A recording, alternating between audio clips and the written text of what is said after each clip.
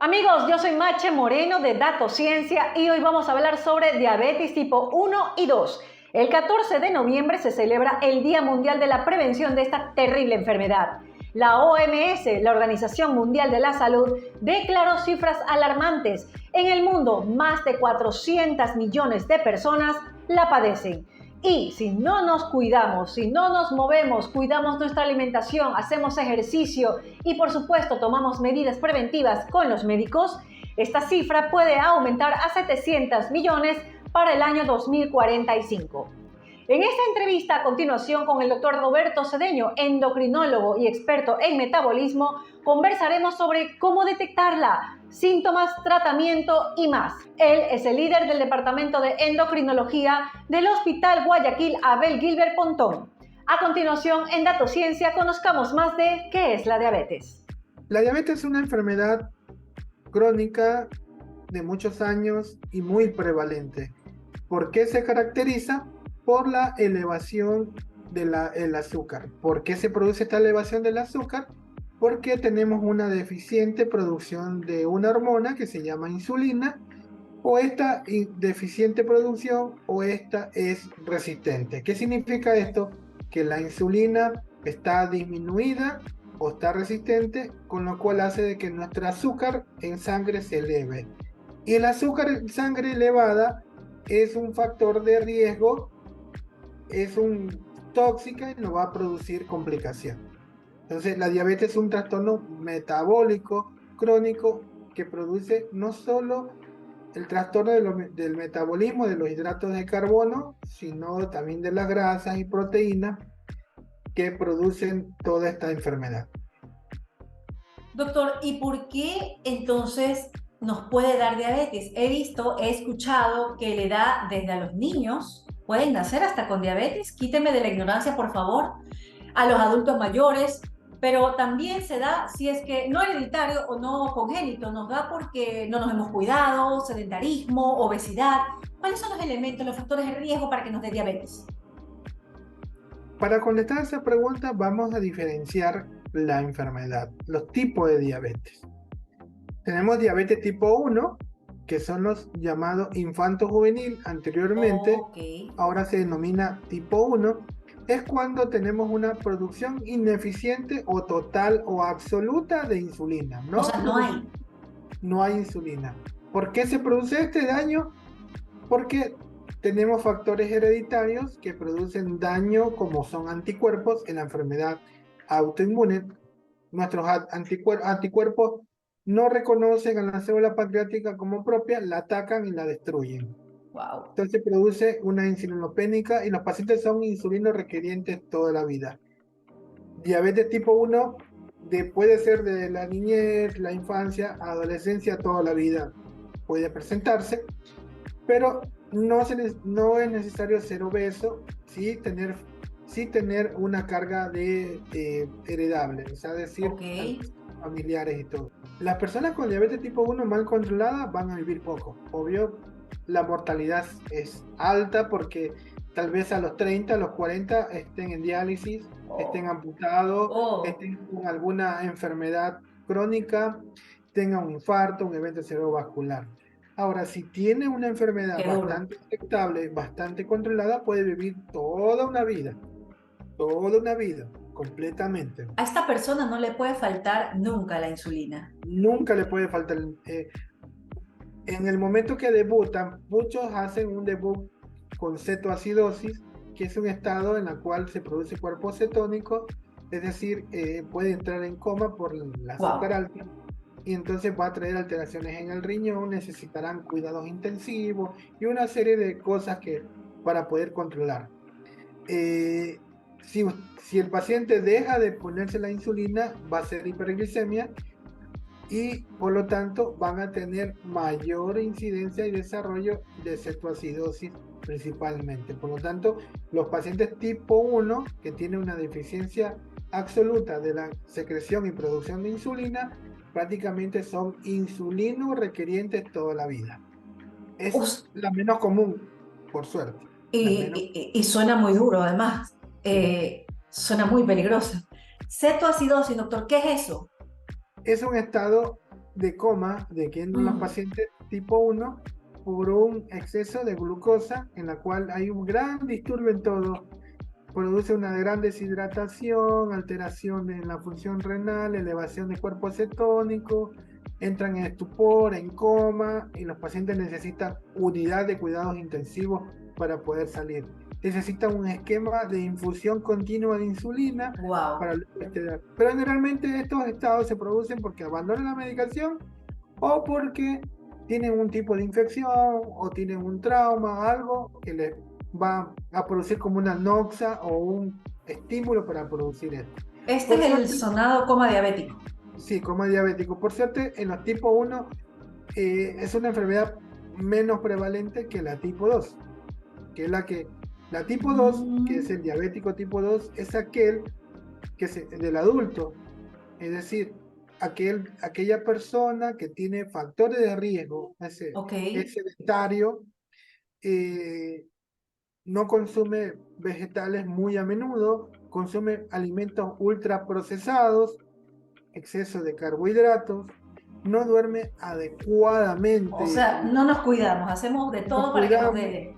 tabaquismo, el alcohol, es Ok. hipertenso, Ok. es obeso, tiene una circunferencia abdominal muy grande, muy Wow. prominente. Entonces, estos factores de riesgo es lo que nos lleva a producir una resistencia a la insulina en sus primeras fases y luego una deficiencia relativa hasta absoluta de la producción de insulina con la elevación de la glucosa. Pero lamentablemente es un proceso largo, crónico, que en algunos casos se ha cortado. Hemos visto pacientes jóvenes, 20 adultos, que comienzan a desarrollar la enfermedad como no se veía antes. Antes se veía a los 40, a los 50 años. Ok. Ahora hay casos de obesidad en adolescentes que ya están desarrollando la enfermedad producto de nuestras malas costumbres alimenticias. Yo estuve revisando una estadística cuando en alguna charla me invitaron de obesidad.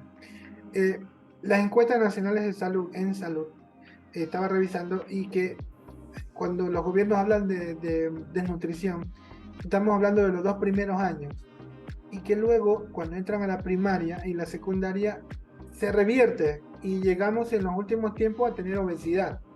Entonces la obesidad ya comienza en los primeros años del colegio, Ok. salen de primaria en los primeros años del colegio y comienza a incrementarse. Entonces, Jovencitos. eso ha ido en incremento en las últimas encuestas. Cuando uno evalúa, vemos que esta obesidad infantil está en aumento.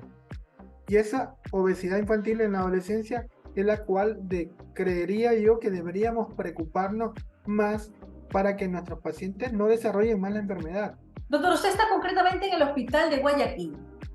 Sí. ¿Cuántos casos usted ve en esta ciudad? ¿Qué es lo que me puede decir de acuerdo a lo que hemos comentado en este momento?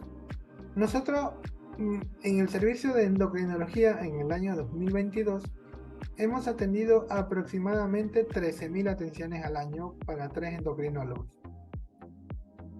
Es una cifra bastante Bastante. alta, de las cuales estamos hablando de unos 5.000 a 7.000 diabéticos que nos están llegando. Ellos corresponden un poco más de la mitad de los pacientes que nos llegan a nuestras consultas. Y hablamos de un hospital, de esa entidad. Del hospital, a ver, Wow. de las estadísticas que yo le puedo decir Exacto. en forma extraoficial, porque igual uno analiza los datos Claro, macro, generalidades. Exacto. generalidad, no lo hacemos ya en la depuración de datos más exactos como debería ser en un trabajo científico, por ejemplo. No nos llegan por primera vez diabéticos, sino nos llegan pacientes con diabetes, con enfermedad renal, diálisis, con amputaciones, con ciegos, con infartos agudos de miocardio, con eventos cerebrovasculares. Es decir, tenemos ya la mayor producción de diabetes con complicaciones. Y creo que una de las complicaciones más que nos llama la atención es la enfermedad renal crónica. Muchos pacientes en diálisis. ¿Por qué un paciente diabético corre el riesgo de amputación? He visto que no cicatrizan bien, no se curan las heridas. ¿Por qué pasa esto? ¿Hay algo en la sangre? ¿Hay algo en los músculos? ¿Y por qué pueden quedarse ciegos? ¿Qué pasa ahí? Sí, hay que recordar que la diabetes produce daño en la la macrocirculación. La microcirculación son los capilares. Hay que ver Lo más que chiquitito. lo más chiquitito, estos comienzan no solo a obliterarse, a cerrarse, a tener placas de ateroma, sino que estas comienzan a disminuir estas placas, aumentar la cantidad de placas de ateromas. La diabetes produce productos de glicosilación avanzada que son elementos que van a producir daño oxidativo en el endotelio vascular. Y esta microcirculación se altera. Ok. Entonces, en los tejidos, esta microcirculación está cerrada, está disminuida, ya no tenemos una gran cantidad de circulación, con lo cual nos convierte en un factor de riesgo, no solo por la disminución de la circulación, sino de la producción de sustancias oxidativas que nos están produciendo daños en los tejidos. Y por ejemplo, en la parte de la retinopatía diabética, hemos visto lo que vemos lo que ven los oftalmólogos cuando hacen un fondo de ojo, es que tenemos exudados, es decir, hemorragia retiniana, desprendimiento de retina, vasos sanguíneos obliterados, cerrados, obstruidos, entonces, y producir daños en la mácula y en toda la retina. Por ejemplo, en el infarto agudo de miocardio, que es la obstrucción de una arteria, donde las placas de ateroma cubren casi un buen porcentaje de la luz de la arteria, esta se cierra y no llega a una buena circulación. Entonces, la diabetes nos produce daño en la microcirculación, en los capilares del riñón, de la retina, de los nervios periféricos, también producimos neuropatía, y en los más grandes vasos, donde podemos desarrollar infarto agudo de miocardio. O sea que la diabetes, además, a lo que usted habla de los nervios periféricos, nos puede generar dolor en cuerpo en general. Exactamente. No había escuchado esos síntomas. Dolor neuropático, se llama neuropatía. La neuropatía es un dolor quemante, muchos sienten como que caminaran hormigas, como pinchazo de agujas. El dolor se irradia a una mano, a una pie, como que siente calor, como si tuviera un guante en ambas manos. O sea, usted siente el dolor exactamente como un guante, o en el pie como un calcetín. Depende del segmento del nervio que esté afectado, va a producir la neuropatía. No dejan dormir, pues es muy dolorosa, y obviamente hay un tratamiento para eso. Pero todo esto también va a depender del control metabólico, porque lo que habíamos hablado, la glucosa alta es tóxica, daño oxidativo, celular, endotelial, que entre más azúcar alta tengamos, mayor daño oxidativo, mayor daño endotelial en todos los vasos capilares del cuerpo. El daño de la diabetes, o sea, su proceso de daño es de menos de lo más pequeño a lo macro, por lo que entiendo. Exactamente. Siempre le digo a un paciente diabético, por dentro no está si usted supiera lo que le está pasando a su cuerpo, no comiera lo que le eleva la glucosa. Porque si usted no lo ve, obviamente no lo ve. Y a veces la enfermedad no es que yo como y bueno, pasé 5 años con el azúcar alta y no me pasó nada. Pero al 6.º año tuve un evento cerebrovascular, tuve un pie menos, entra a diálisis. El diagnóstico de diabetes se hace con la medición de la glucosa en sangre. Usted va a un laboratorio, le miden la glucosa. Si tiene por arriba de 126 por 2 ocasiones en ayunas, con 8 horas de ayuno, está el diagnóstico. Ya sabemos que su nivel está alto. ¿Es diabético o como dicen mucho, es prediabético? No, es diabético con 2 por arriba de 126. Ahora, si tiene entre 101 y 125, habría que hacer una prueba de tolerancia oral a la glucosa para determinar cuál es la respuesta a una glucosa, a 75 gramos de glucosa. Si nosotros consumimos la glucosa, la glucosa especial que se mide, ¿no? Se la toma, le sacamos sangre después de la toma en 2 horas, y si supera los 200, significa que su páncreas no produjo suficiente insulina para ese azúcar, se eleva. Entonces, el diagnóstico lo hacemos con una prueba de tolerancia mayor a 200, cuando hacemos la prueba. o cualquier glucosa por arriba de 200 en cualquier momento, me dice, mire, me salió 300. ¿Y usted comió? Sí. Ah, es que yo me comí una gaseosa. Ya. Nadie desarrolla ese nivel de glucosa si no es diabético. Wow. O Puede haber, sea, puede haber hiperglicemia de estrés, que se llama el azúcar alto por un estrés, pero eso no lleva a desarrollar, no es un valor que eleve tan alto como es una diabetes. las señales están clarísimas. No hay cómo Claro, escapar de un diagnóstico seguro con esos números. exactamente, no hay duda de eso. Doctor, la diabetes gestacional. Conozco casos de mujeres que durante el embarazo caen con diabetes, unas se quedan con y otras se liberan de esto. ¿Qué pasa ahí? Y el famoso, el Exactamente. niño sale grande, el bebé sale gigante. ¿Es cierto Nace eso? solo. Sí. La diabetes gestacional obviamente se produce durante el embarazo. Obviamente, cuando sale la placenta se dejan de producir una serie de hormonas que estaban elevando la glucosa. El embarazo es un estado fisiológico pro elevación de glucosa, generalmente. Por eso a las embarazadas a todas le hacen la prueba a las 24 o 28 semanas. Después que sale la placenta, prácticamente salen todas las hormonas que estaban elevando el azúcar.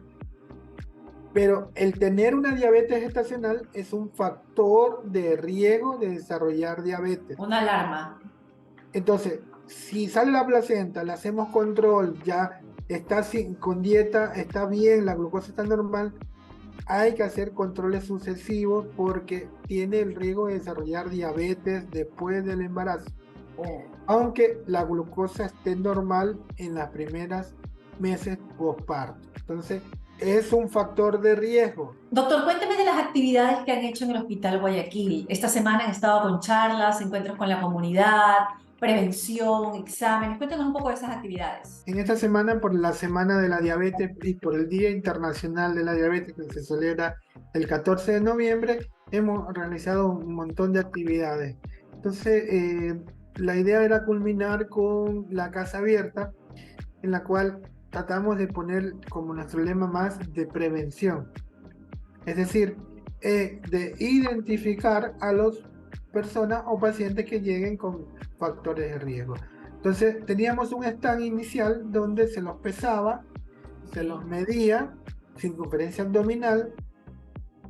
Luego pasaban a otro stand donde estábamos realizando un test, hacemos el test de Findrich, que es donde vamos anotando, a ver, paciente sedentario, sí o no, sí, tiene tanto puntaje. O sea, hábitos. Sí. Paciente no consume verdura 3 veces por semana, sí, ocasionalmente, 1 punto. No lo hace, 3 puntos. Hipertensión o toma algún medicamento para la presión, 1 punto, 2 puntos. Vamos a Ok. ir sumando y luego, si tenía antecedentes familiares, sumábamos. Si sumábamos 12 o 14 puntos, le hacíamos la glucometría. Entonces, pasábamos al siguiente stand, medíamos la glucometría y identificábamos. ¿Usted no es diabético? No. ¿Toma medicación? Ninguna, listo. Y hemos tenido un 10% en la cual encontramos pacientes que desconocían, Wow. tenían 400, 250. Un paciente salió high, high, high, high cuando el límite del glucómetro no nos marca el valor. O sea, el glucómetro mide entre 500 a 600, la mayoría de glucómetros. Posible ese paciente tenía 800, 900, 1000, no lo sabemos. Entonces nos marcó high. Entonces un paciente que estaba bien catabólico, lo llevamos a la emergencia y bueno, ya lo identificamos, comenzamos un tratamiento. Entonces, Ok. y luego pasamos a nutrición, donde estaban todo el personal de nutrición dando las características de lo que es nuestro plato saludable, de Claro. qué tenemos que comer y todo eso. Entonces, la idea era esa, la de identificar factores de riesgo, pacientes con diabetes, los identificamos, lo tratamos y ya lo orientamos a qué es lo que tienen que hacer. La diabetes es una pandemia más que el COVID que va avanzando a pasos agigantados y posiblemente hay un porcentaje de 30-40% de pacientes que no lo conocen, van a desarrollar la enfermedad y ahí es donde debemos trabajar para que esta enfermedad no avance y sigamos cuidando a nuestros pacientes.